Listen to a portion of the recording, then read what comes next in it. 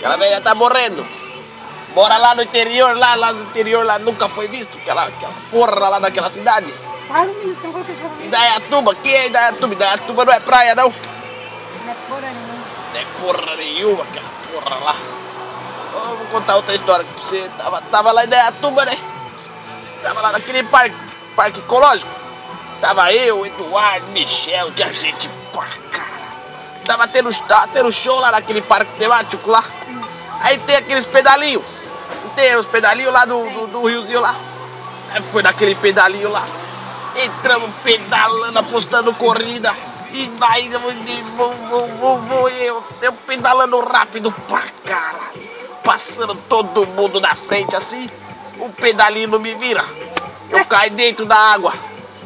Eu fiquei me debatendo todo assim naquela porra, naquele lago. Bosta, fedido pra caralho. Tava muito fedido aquela porra lá. Eu me debatendo assim, falando pros caras me ajudar. Os caras não me ajudou.